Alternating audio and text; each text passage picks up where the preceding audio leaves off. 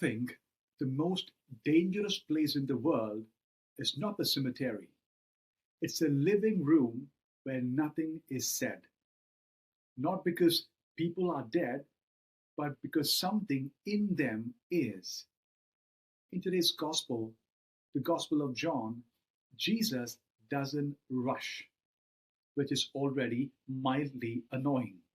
Lazarus is sick. The sisters send word, and Jesus, who can heal the blind, raise the lame, fix everything, waits. Jesus waits. If this were today, Martha would have texted, Jesus, seen at 2:14 p.m. No reply. Lazarus now dead. Thanks. But my friends, here is the strange thing. When Jesus finally arrives, no one talks about Lazarus' illness anymore. They talk about something deeper. Lord, if you had been here, translation, where were you when my life fell apart? And I think, if we're honest, most of us are not afraid of death. We are afraid of the slow, quiet dying that happens while we are still alive.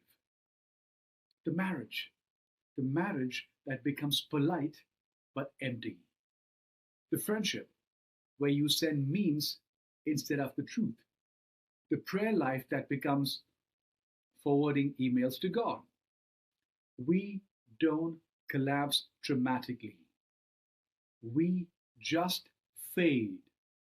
We fade like a phone at 2% battery, pretending everything is fine while disabling the background apps, including joy. Lazarus is not just a man in the tomb.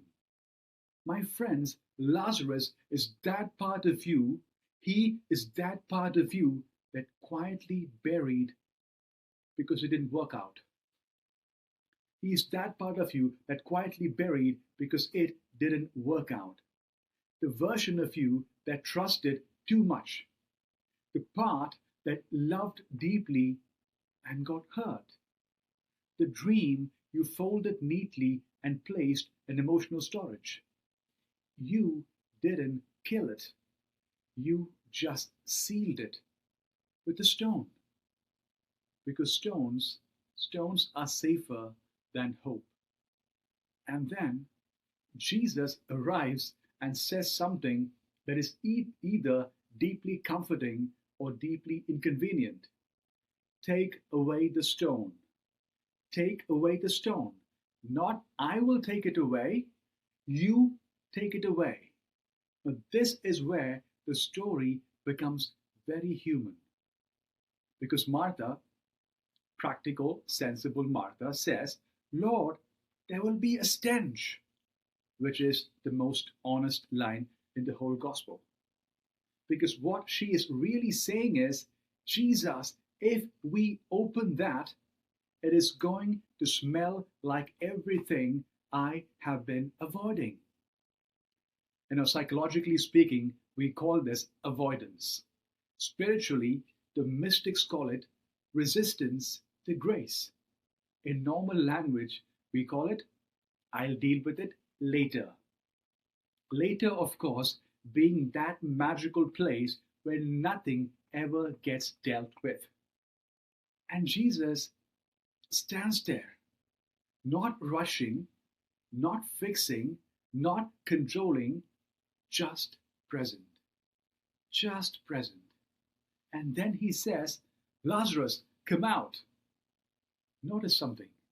Jesus doesn't go into the tomb. He calls Lazarus out of it. Because God rarely meets us in our denial. God calls us out of it. And Lazarus comes out, still wrapped, still bound, alive, but not free, which might be the most accurate description of modern life I have ever heard. alive but still wrapped. You are functioning, you are smiling, you are showing up, but something in you is still tied up in old grief, old fear, old narratives. And then Jesus gives the most overlooked command in the whole passage: unbind him and let him go. And here is the twist: Jesus doesn't do the unbinding, the community does. The community does, which means you cannot heal alone. You cannot heal alone. You cannot resurrect yourself in isolation. You need people who can sit with your mess, without trying to disinfect it immediately. Henry Nouwen once said, the great illusion of leadership is to think others can be led out of the desert by someone who has never been there. Well, I would add, the great illusion of healing, is to think you can untie knots you didn't create alone. So, my friends, here is the invitation. What is your tomb? What is your tomb? And what is the stone you have become very good at decorating instead of removing? So maybe this week, just one small thing, one honest conversation, one truth you stop avoiding, one moment where you let yourself feel without numbing it. Not everything, just one stone removed. Because the miracle is not just that Lazarus came back to life. The miracle is that Jesus stood in front of a sealed, hopeless, smelly tomb and still called forth life. Which means, whatever you have buried, however long it has been, however much it smells, God is not intimidated. And maybe, just maybe, the resurrection you are waiting for is already standing outside your tomb, waiting for you to move the stone. So, my friends, here is the only question that matters. If Jesus actually called your name today, not the version you show people, but the real you, would you come out?